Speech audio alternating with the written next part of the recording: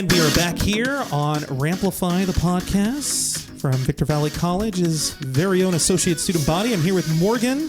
What's your title again? Secretary. Secretary. You do all the minutes, huh? Yeah, a lot of typing. A lot of typing.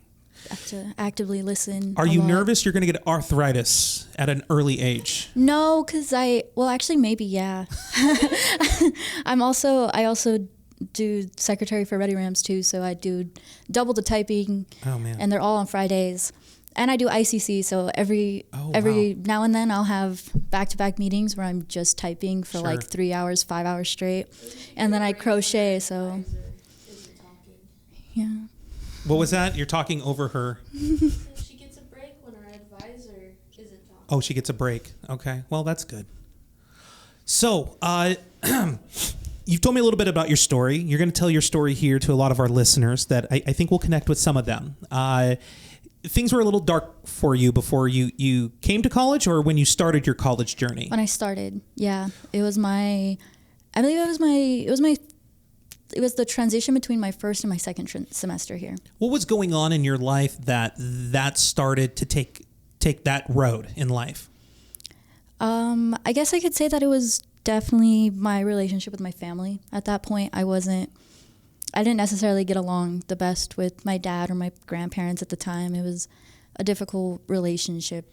Was it just like a difference of ideas or thoughts? It was kind of just that my dad was a drug addict early in his life, and so he wasn't in my life up until 4 years ago now. So there was probably a lot of resentment growing up, and then it was also just kind of a period of time where I was starting to get to know my dad, like as my dad, and not just when he got clean. Yeah, it was like I got to know him as a person, and he got to know me. But I was already so like developed in life since I was older. It was definitely just the transition between not having a dad and then having him in my life, and us not really knowing each other or anything. Would it be safe to say when he started to kind of come out of that and started to live a sober and clean life, you still had your reservations, and therefore you were kind of rejecting him, even though he was trying? Yeah, I definitely think I gave him a really hard time when he first came back. And for the first few years after, too, it was definitely really, I think for me, it was mostly just that I was so angry at him for not being at my like orchestra recitals or my band performances or anything really. Like I was just so resentful for it. And so when he came back, I was like, you don't get to be here because you missed all of it. Like you're not, like he came back after I had already graduated high school. So he pretty much missed every milestone of my life at that point. Right. That's understandable. You ever ask your mom or even like your grandparents, like, you know, about him? Like why does he do this? Like, or even use them as like a sounding board, like to vent? Yeah, well, after, I mean, it was my paternal grandparents that raised me after both my parents left. So I definitely spent a lot of time asking my grandma and my grandpa, like, about him, like, was he like this when he was younger? Like, when you were raising him, like, what was he like? Like, did he do band in high school? Did he do orchestra? Like, was he into the things that I'm into? Like, do I have something in common with him? It was definitely, I tried to get to know him through them, but they were already pretty old and their memories were a little, so I really just had to get to know him once he was there, because I didn't really learn much from the people I was asking. Are you an only child, or do you have siblings? I have a lot of siblings. So are you guys like around the same age? I'm 4 and 8 years older than my younger siblings. So at least the one that you're 4 years older than, did you feel like you could connect with them at all with you know, struggling with, you know, trying to connect with your father? Like you guys were like going through the same thing basically? No, not really. My brother never really had resentment for our dad. He was really? Because when my dad left, he still kept contact with my little brother, but I made it a lot harder for him. So my brother had a relationship with our dad. So it was a little harder to talk to my little brother about it.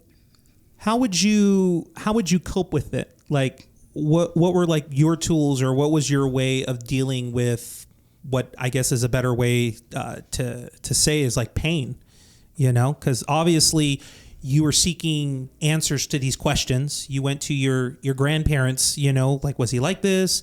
Did he do the same things that I did? Like, with orchestra, doing music, like how are you dealing with all of this, like rejection or not showing up? Like what was the way that you chose to handle it? I kind of found an escape in books. Like I would try to transport myself into the world of books. So I would read like The Maze Runner and Divergent and all of those. I like the movies. I would read them. So I would read a lot of those books, and I guess I would kind of just try to put myself in that world because it was better than the one that I was in. So even though it was kind of horrible because it was a lot of danger in those books. So what you're just describing is, this, and there's just a couple years age difference between you and me. Just a couple years, Haley. I'm not that old. Okay, Grandpa. Oh my gosh, she just said that. That hurt. That hurt right here. My heart's over here, I think. But growing up, some of the things that you're describing, kids that I grew up with, like those were common things, as far as like, fathers and or mothers that were uninvolved, right? Kids that I grew up with, like it wasn't something that in our generation, they would just, casually have those conversations with friends, like, to try and like look for like a friend to vent to, as like a therapy session or something that's therapeutic.